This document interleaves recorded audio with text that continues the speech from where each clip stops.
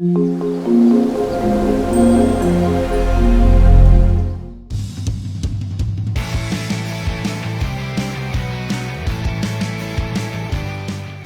talk gin.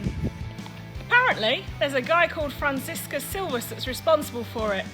However, is very unsure whether or not he did. In 1585, the British were fighting in Antwerp and they were drinking something called Dutch courage. It makes you feel, well, courageous. And it was Dutch.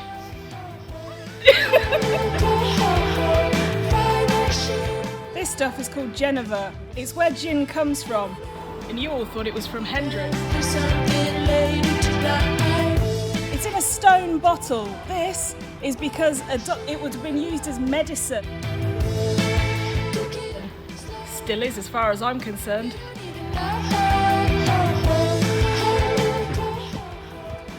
So, Geneva's where gin comes from, but if you'd like to try something that's more gin than Geneva, then try yourself a bottle of Poppies. It's from an 1870 distillery, the Rubens family. Ooh, I like a bit of Rubens. This particular one is an English style, so that's more like gin than Geneva. Try it, it's really good. 1689, William of Orange brings gin, or Geneva, to England.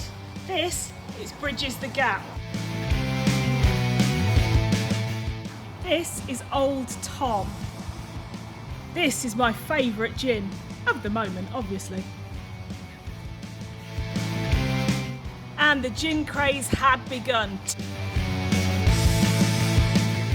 2.2 gallons drunk by every man, woman and child in London alone. And Old Tom, where does it get its name from? Who knows, really? It could have been that it was named after Old Tom, because young Tom thought that Old Tom made better gin than he did. However, they were Puss and Mew shops, so you would put a penny in the paw of the cat and then it would dispense the gin. This is great gin.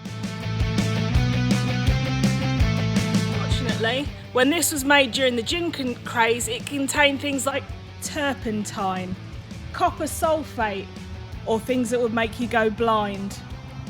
Not those things.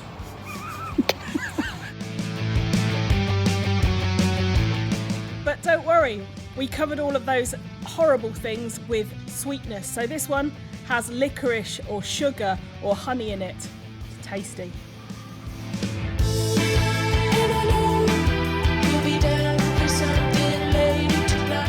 Gin was produced in huge quantities. You might have seen Hogarth's etchings, you know, Mother's Ruin. So people were producing it anywhere they could, like in the bathtub. I've been in a bathtub of gin. I never had to get out again.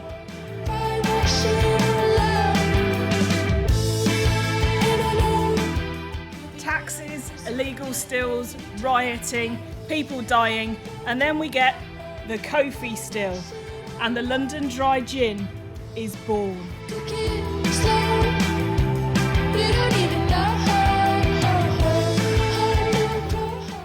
Kofi still meant that London Dry Gin was exactly that, dry.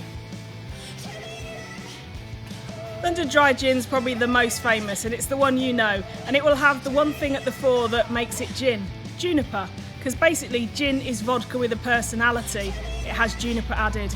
And one final thing, it has to be 37.5% ABV, otherwise you can't get drunk.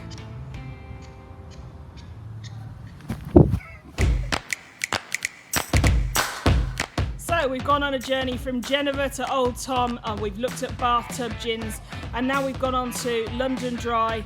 Let's try something with a bit more punch, shall we? Let's talk about Navy Strength.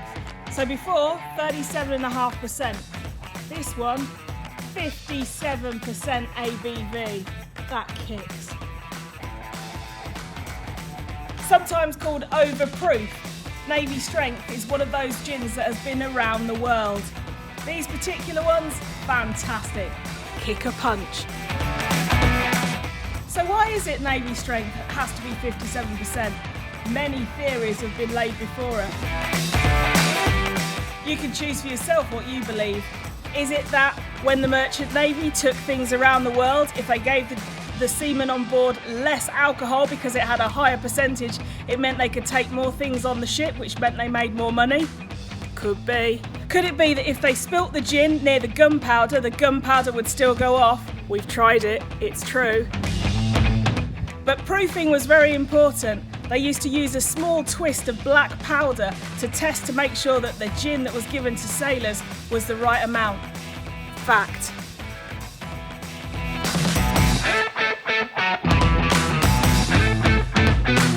So we've tried sweet gins, we've tried strong gins, we've tried dry gins. Now how would you like it? Fruity. Gin, fruit, smash it together, fruity gin. So here's some fantastic fruit gins for you to enjoy. And these ones are gins, they're not gin liqueurs, they're all over 37%. So they're worth trying. They all have something nice to say about themselves. Strawberry, orange, sloe, try them. They're very tasty.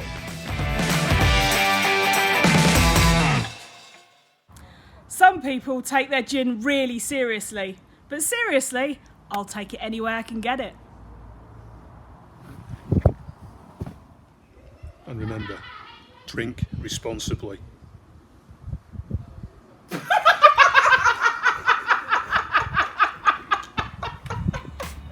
Make sure you stay hydrated and have something to lean on if you're filming all afternoon in 30-degree heat and just drinking gin.